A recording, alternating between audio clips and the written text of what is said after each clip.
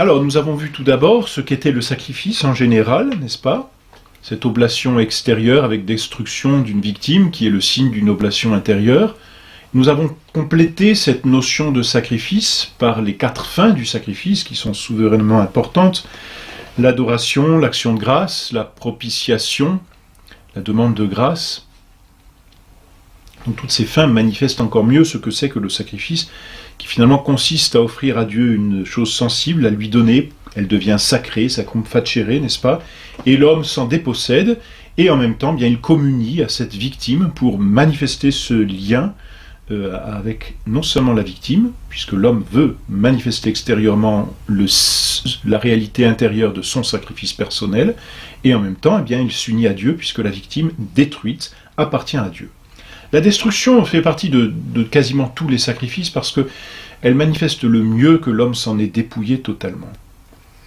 Alors, bien sûr, ce sacrifice qui est essentiellement extérieur, visible, puisqu'il y a cette oblation, il y a cette destruction, il y a cette communion, autant d'actes, je dirais, corporels, sensibles, n'est-ce pas, sont aussi intérieurs, et doivent l'être parce que Dieu est esprit, et notre Seigneur le dit, et il doit être adoré en esprit et en vérité. Voyez, mais comme l'homme, lui, est à la fois esprit et matériel, il utilise les choses matérielles pour manifester les réalités intérieures et spirituelles. Voilà pour le sacrifice. Alors, je dirais, faisons un peu l'histoire des sacrifices, si l'on peut dire, parce que le but n'est pas de faire un cours d'histoire non plus, mais pour mieux arriver encore au sacrifice de notre Seigneur Jésus-Christ. Le sacrifice est une notion qui est naturelle, et ça c'est important de le dire. Elle est surnaturelle, c'est entendu, et le bon Dieu qui a créé la nature et qui l'a élevée à l'ordre surnaturel n'a pas détruit la nature en l'élevant à l'ordre surnaturel. Il a repris tout ce qui était naturel, il conserve à l'homme sa nature, mais en plus il l'a fait fructifier d'une façon merveilleuse puisqu'il l'élève à l'ordre surnaturel. Il lui fait produire des fruits qui dépassent les capacités de sa nature, mais qui n'ôtent pas sa nature. Donc le bon Dieu a exigé dans l'Ancien Testament des sacrifices, mais dans l'ordre naturel, le sacrifice fait partie de toute religion. C'est pourquoi on voit, par exemple, je pense aux religions égyptiennes, qui nous sont peut-être plus connues, ou même celles de Mésopotamie. Je pense aussi à la Grèce antique, où on a quand même beaucoup de documents. Je pense à la Rome antique aussi. On peut penser aux civilisations aztèques, n'est-ce pas, à toutes ces civilisations d'Amérique soit centrale, soit même d'Amérique du Sud. Il y a toujours eu des sacrifices. On peut penser même à l'Afrique, c'est pareil, aux civilisations, premières civilisations d'Afrique. Il y a toujours eu un culte, parce que le culte est naturel, l'homme est créature par nature, donc il y a un créateur par nature, que voulez-vous. Et l'homme a toujours voulu manifester sa soumission à son créateur, et il l'a toujours fait, dans toutes les civilisations, et ça on peut le regarder, il l'a toujours fait par le sacrifice. Alors, qu'il y ait eu ensuite des déviations, qu'il y ait eu des abominations, c'est une autre affaire, si je puis dire. Parce que l'homme est pécheur, et donc tout ce qu'il fait, malheureusement, est comme un peu empreint de ce péché. Et donc il y a eu déviation dans les sacrifices.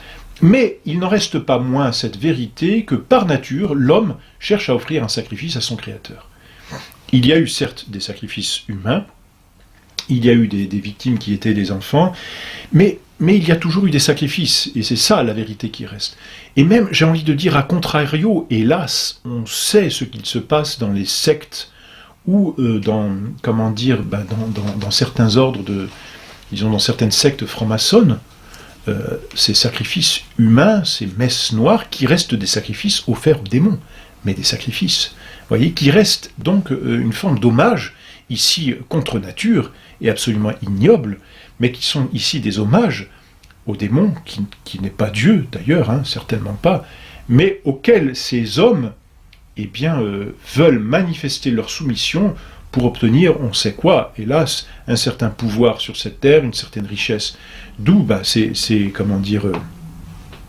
ces sacrifices que l'on sait, ou dont on a quelques récits, de messes noires qui sont horribles, ces dons que l'on voit de certains groupes rock, par exemple, de certains chanteurs, qui se donnent aux démons pour obtenir une fortune, une gloire matérielle.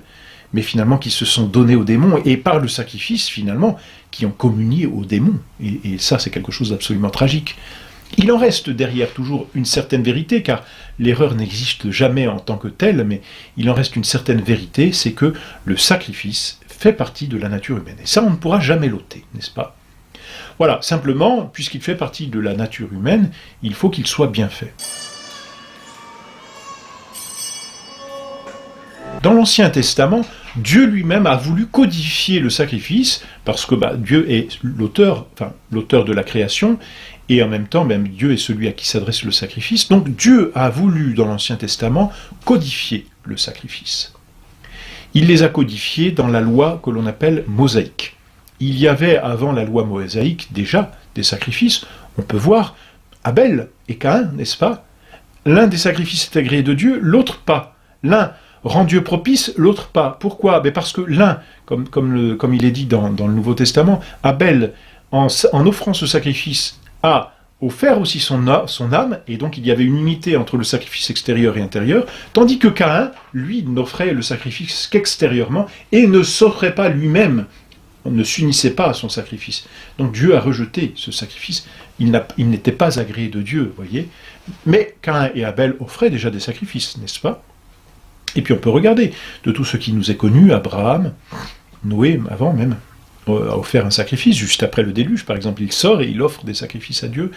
Abraham, Isaac, bref, le sacrifice a fait vraiment partie de la nature humaine, et ici du peuple élu de l'Ancien Testament.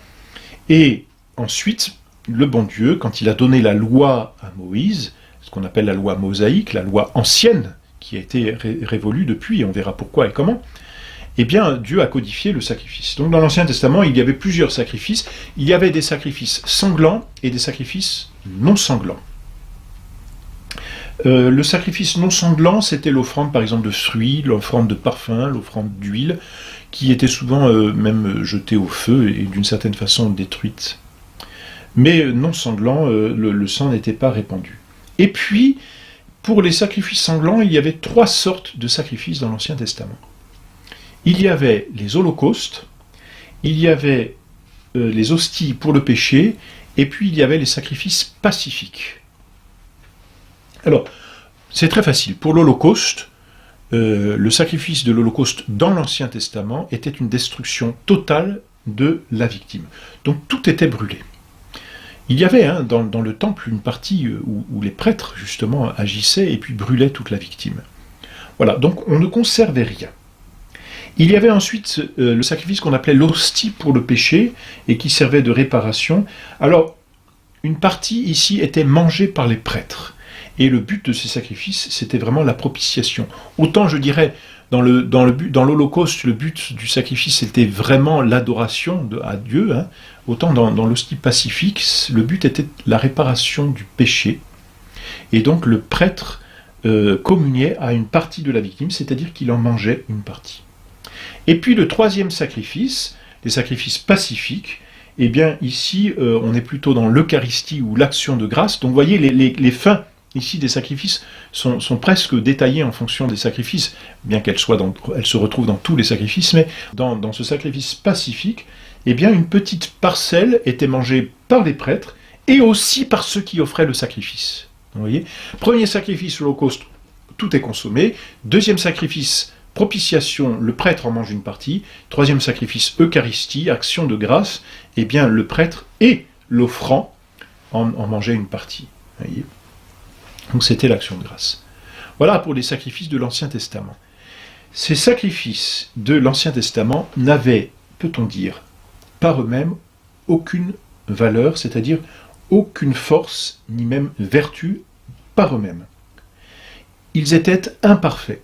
Pourquoi ? Parce que l'homme qui les offrait était pécheur. Or, comment un homme pécheur, en tant que pécheur, peut obtenir la bienveillance de Dieu tant qu'il n'est pas, voyez, non pécheur, c'est-à-dire tant qu'il n'est pas agréé de Dieu. Tant que l'homme est pécheur, il n'est pas agréé de Dieu. Donc comment son sacrifice peut-il avoir une certaine valeur? C'est ça le vrai problème. Comment le sacrifice d'un homme pécheur peut-il avoir de la valeur alors que l'homme est pécheur et n'est pas encore agréé de Dieu? Pour que le sacrifice soit agréé de Dieu, eh bien il faut que le prêtre qui offre le sacrifice soit déjà agréé de Dieu. Une fois que le prêtre est agréé, il peut offrir, n'est-ce pas, le sacrifice, puisque le prêtre est agréé. Mais tant que le prêtre, c'est-à-dire celui qui fait le sacrifice, n'est pas agréé de Dieu, ce qu'il fait ne peut pas être agréé de Dieu. Donc on voit ici l'imperfection des sacrifices qui étaient offerts par des hommes pécheurs. De fait, ces sacrifices étaient agréés de Dieu, direz-vous dans l'Ancien Testament. Oui, ils étaient agréés de Dieu, mais pour quelle raison? Pour cette simple raison qu'ils étaient significatifs d'un autre sacrifice. Pour cette simple raison qu'ils étaient le symbole, si vous voulez, qu'ils étaient le signe d'un autre sacrifice parfait. Et la valeur des sacrifices de l'Ancien Testament ne se prenait que de la valeur d'un seul sacrifice, celui de notre Seigneur Jésus-Christ. En réalité, les sacrifices de l'Ancien Testament sont la figure d'une vérité et d'une seule vérité, le sacrifice de notre Seigneur Jésus-Christ. Il y a dans le sacrifice de notre Seigneur Jésus-Christ toute la perfection que les sacrifices de l'Ancien Testament n'avaient pas. Et voilà pourquoi le sacrifice de notre Seigneur sur la croix détruit tous les sacrifices de l'Ancien Testament et met fin à l'alliance de l'Ancien Testament, l'ancienne alliance, pour apporter une nouvelle alliance bien plus vraie, bien plus pure, bien plus juste, bien plus réelle. La nouvelle alliance qui est le sang même de notre Seigneur Jésus-Christ, un sang pur. Dans l'ancienne alliance, le sang des boucs, des brebis, n'avait aucune valeur. Et d'ailleurs, notre Seigneur le dit en venant. Et voilà pourquoi le peuple élu est révoqué par le sacrifice du Nouveau Testament de notre Seigneur Jésus-Christ. Voilà pourquoi l'Ancien Testament s'arrête avec le sacrifice de notre Seigneur Jésus-Christ. Et d'ailleurs, c'est assez drôle, on peut le constater, mais les Juifs actuels qui voudraient prolonger l'Ancien Testament et qui ne peuvent pas, malgré eux, eh bien, ils ne peuvent pas vraiment. Pourquoi? Parce que le temple a été détruit et qu'il n'y a plus de sacrifice chez les Juifs. C'est tragique, mais voyez, c'est vain, tous les efforts qu'ils font. Ces efforts ont été détruits par Dieu lui-même. C'est un signe très clair. Le temple n'existe plus et il n'y a plus de sacrifice. Mais quand il n'y a plus de sacrifice, il n'y a plus de religion. Et donc le judaïsme actuel n'est plus une religion et ne peut plus l'être. Parce que toute l'imperfection des sacrifices de l'Ancien Testament a été remplacée par la perfection du sacrifice de notre Seigneur Jésus-Christ. Or, qu'est-ce que ce sacrifice de notre Seigneur Jésus-Christ? C'est un sacrifice extrêmement parfait. Pour cette simple raison que notre Seigneur vient, et notre Seigneur, nous l'avons vu, est à la fois Dieu et à la fois homme. Son humanité est sanctifiée par sa divinité, c'est le mystère de l'union hypostatique. C'est-à-dire que sa divinité vient apporter à son humanité une perfection qu'aucun homme n'aura jamais. Notre Seigneur n'a pas le péché originel et ne pouvait pas l'avoir, puisqu'il naît miraculeusement d'une femme conçue par le Saint-Esprit, et en même temps, notre Seigneur est parfaitement homme et parfaitement Dieu. Il est pleinement homme, pleinement Dieu. Et que va-t-il faire? Eh bien, il va s'offrir, et il va offrir un vrai sacrifice. Un sacrifice si parfait que, sur la croix, parce que c'est cela le saint sacrifice, et nous en avons parlé en parlant du sacrifice de notre Seigneur, sur la croix, le sacrifice est offert à Dieu, et notre Seigneur est Dieu. Il est offert par un prêtre, et le prêtre parfait, notre Seigneur, sans tache. La victime, c'est toujours notre Seigneur Jésus-Christ. C'est lui qui s'offre. Ma vie, je la donne, on ne me l'ôte pas, dit notre Seigneur. Donc il s'offre lui-même. Il est donc à la fois Dieu à qui il offre, il est le prêtre qui offre, il est la victime qui offre, et en même temps, il est uni à tous les hommes, d'une certaine façon, attention, puisque le Concile Vatican II reprendra cela d'une façon dévoyée, malheureusement, parce qu'il est vrai homme. Il est vrai homme et vrai Dieu. Voyez la perfection de ce sacrifice. Et en réalité, il faut bien dire qu'il n'y a qu'un seul sacrifice, c'est le sacrifice de notre Seigneur Jésus-Christ, qui assume la figure de ceux de l'Ancien Testament et qui les détruit en même temps, parce qu'il les porte à un degré de perfection tel qu'aucun autre sacrifice ne peut avoir cette perfection. Notre Seigneur offre le sacrifice par excellence, un sacrifice qui ne pourra jamais être égalé. Il faut bien dire que notre Seigneur offre le seul, le vrai sacrifice, c'est le saint sacrifice de la croix. Ce sacrifice est éternel parce que son sacerdoce est éternel, il est Dieu. Le sacerdoce de notre Seigneur est éternel, donc le sacerdoce de notre Seigneur est unique. Ainsi, son sacrifice est unique aussi. Et puisque ce sacerdoce et ce sacrifice sont uniques parce qu'ils sont éternels, Dieu n'a pas de successeur. Le prêtre qui est notre Seigneur n'a pas de successeur. Dans l'Ancien Testament, les prêtres avaient des successeurs et se succédaient les uns les autres. Dans le Nouveau Testament, les prêtres ne se succèdent pas les uns aux autres. Ils sont investis du sacrifice, du sacerdoce de notre Seigneur. Le prêtre du Nouveau Testament, et on en reparlera, est un autre Christ.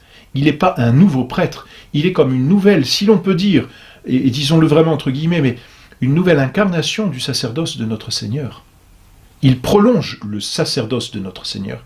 Mais le prêtre est revêtu des pouvoirs de notre Seigneur. Il n'agit pas en tant que lui-même homme, il agit en tant que revêtu des pouvoirs de notre Seigneur.